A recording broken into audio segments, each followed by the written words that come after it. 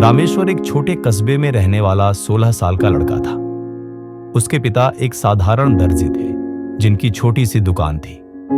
घर में ज्यादा आमदनी नहीं होती थी, लेकिन रामेश्वर के भीतर कुछ खास था, सीखने की लगन और कुछ कर दिखाने की आग। स्कूल से आने के बाद वह अपने पापा की दुकान पर बैठता, कभी कभी ग्राहकों से बात करता, बटन टांगता या टांके लगाना सीखता। दूसरों के लिए यह एक छोटी सी सिलाई की दुकान थी, लेकिन रामेश्वर के लिए यह सीखने की पहली प्रयोगशाला थी।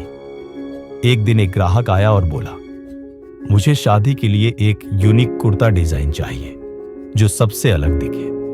पापा ने विनम्रता से मना कर दिया, हम तो सिंपल कपड़े सिलते हैं, ये डिजाइनर काम हमारे बस का नहीं। लेकिन रामेश्वर ने बीच में बोल दिया, मैं कोशिश कर सकता हूं। पिता थोड़े नाराज हुए, लेकिन ग्राहक को उसका आत्मविश्वास पसंद आया और उसने उसे मौका दे दिया। रामेश्वर ने 2 रातें बिना सोए बिताई, इंटरनेट पर डिजाइनों की रिसर्च की, पुराने अखबारों से डिजाइन आइडिया लिए, स्केच बनाया और खुद सिलाई शुरू कर दी।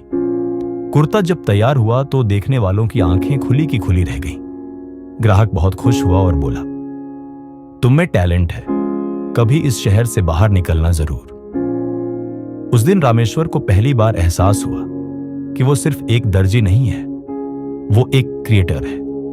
उसने ठान लिया कि हर दिन कुछ नया सीखेगा, हर दिन खुद को बेहतर बनाएगा। अब वो सिलाई से ज्यादा डिजाइनिंग पर ध्यान देने लगा।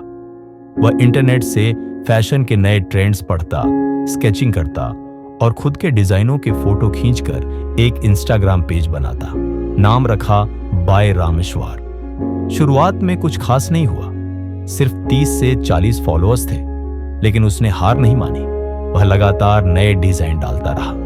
एक दिन उसके एक पोस्ट पर एक प्रसिद्ध फैशन डिजाइनर ने कमेंट किया, नाइस वर्क, कीप गोइंग। यही उसकी पहली जीत थी। उस दिन के बाद चीजें बदलने लगी।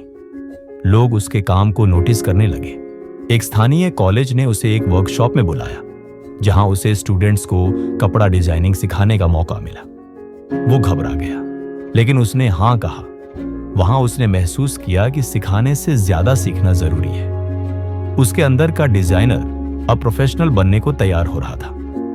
फिर एक दिन उसे एक बड़ा मौका मिला। एक ऑनलाइन फैशन प्लेटफॉर्म ने उसे इंटर्नशिप ऑफर की। पापा ने पूछा, तू दुकान छोड़कर जाएगा? रामेश्वर ने कहा, मैं लौटकर दुकान को ब्रांड बना दूंगा। शहर गया, 3 महीने की इंटर्नशिप की। वहां काम की गंभीरता समझी, सीखने की भूख और बढ़ी। कंपनी को उसका काम पसंद आया और उसे जूनियर डिजाइनर की नौकरी मिल गई। अब वह सिर्फ अपने गांव का लड़का नहीं रहा, अब वह एक डिजाइनर था।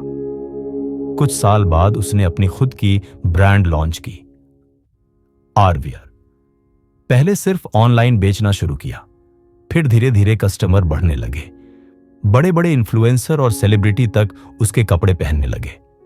आज उसका ब्रांड देश भर में जाना जाता है और उसकी वही दुकान जो कभी सिर्फ सिलाई की थी, अब एक फैशन स्टूडियो बन चुकी है। रामेश्वर अब सीईओ है। एक दिन एक रिपोर्टर ने पूछा, आपकी सफलता का राज क्या है? रामेश्वर ने जवाब दिया, जब मैंने खुद को सिर्फ दर्जी समझा, तब मैं एक सीमित सोच में था। लेकिन जब मैंने सोचना शुरू किया कि मैं एक कलाकार हूं, एक निर्माता हूं और हर दिन खुद को बेहतर बनाया, तभी मेरी असली वैल्यू बढ़ी। दोस्तों, आपने इस कहानी से क्या सीखा? कमेंट में जरूर बताएं और ऐसी वीडियो के लिए हमारे चैनल मोटिवेशनल हब को सब्सक्राइब करें।